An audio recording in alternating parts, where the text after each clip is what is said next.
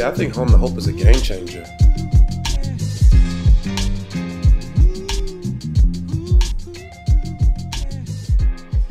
So Home to Hope is a pilot program that helps individuals returning home from jails or prison come back into society with hopefully some of the resources that they need, but more importantly with the relationships to help walk them through those initial days and months of being back home and hoping that they don't get stuck in those kind of repetitive cycles that result for a lot of people in the return to some kind of custody. Yeah, I think Home to Hope is a game changer in a wide variety of ways. I think about even the work that we've both been very passionate about criminal justice reform, because both Mayor Walker and I spend a lot of time in the community. We know a lot of the folks who are coming home from prison. She knows them even better than me because she's from here. I'm meeting them when they're coming home. She knew them before they left.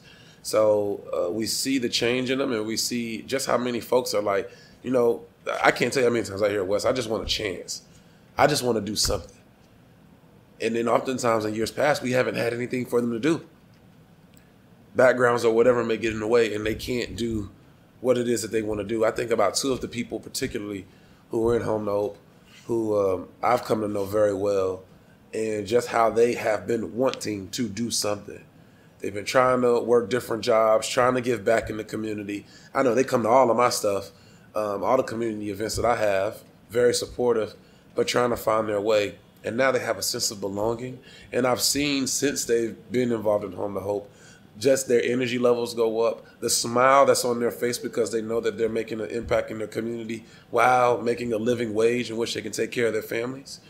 I think that is something that history is going to be very kind to Mayor Walker for pushing this initiative forward. So Home to Hope came from my my concern ever since I can remember of the effects that the criminal justice system has had on families. So I remember going with my great-grandmother to state prisons to visit her oldest son. And that was back in the day when you could take picnic baskets of food. And I remember her heartbreak each time she was preparing and when she had to leave him there. Because while you could take all of his favorite foods, you could not bring him back with you. And I just remember just that quiet, intense kind of sorrow. And I was probably between 6 and 8 when this was happening. And then, fast forward to my teen years, having my cousins who were just a year and 2 older than I, go to prison and spend, over a decade in prison.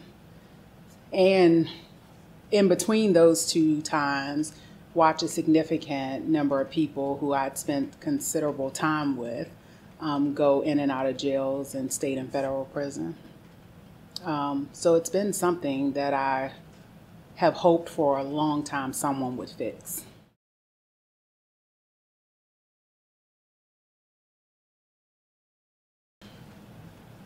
Yeah, I've seen it have, different effects. Some people seem to return and they do pretty well, adjusting, lots of family support. And then I've seen some people, even with lots of family support, that it completely kind of erodes their sense of self and to where they're almost, just kind of a shell of a human, I guess.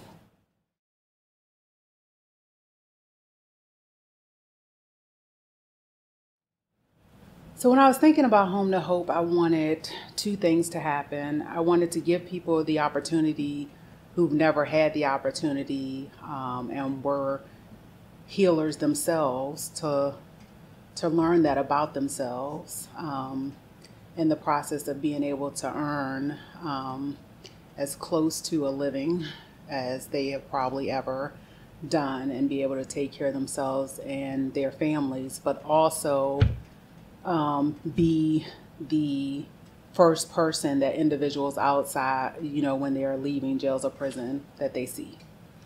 And it's a lot because you're asking people who haven't healed themselves to be, the initiators of that process for someone else. And trying to figure out how to kind of incorporate them into a system, as in, working for city government, but not, and figuring out how to not do it also, for them not to become a part of the system, how to prevent burnout, but at the same time understand that they are a part of it. We're still working through all of that. And, startups are bumpy. We recently had a change where we moved Home to Hope and 4 of the employees from Human Services to Economic Development, which doesn't, and it took me about 3 weeks to wrap my head around how this could be ideal when it wasn't ideal.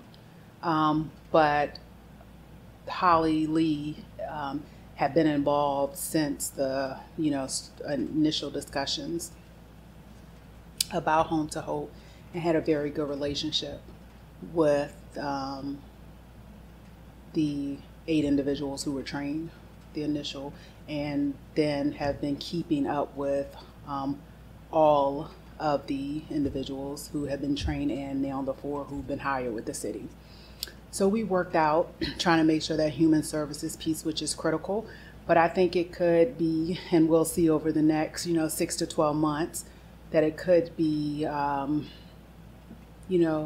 the best choice, not the best of the worst choice, because ultimately Holly's good at making connections with people. And since she comes from an economic development standpoint of helping people get jobs, but we're not only asking people with Home to Hope about jobs, but we're asking them about career and those dreams that they have probably given up a long time ago, that she'll be great in that aspect. And then we'll partner with individuals who have more of that human services, counseling, psychology background, and figure that avenue out as we go. And I think that we don't all quite get it right now. We don't understand the power, and I mean we as a community, we don't understand of reforming these individuals' lives or helping them reform their lives, but it's going to be beyond powerful. I mean, I came and spoke at one of the sessions in which she had, and just their attentiveness and the fact in which they know that this is a shot that they normally wouldn't get. That is why you need somebody like Mayor Walker on council. That's why you need people like us who say, okay, we're going to push this idea, provide the resources behind it, and then furthermore, this is why it needs to be continued, because it changes, it swings the pendulum in another direction, and one towards true equity. Mello, you a fool for this one, boy.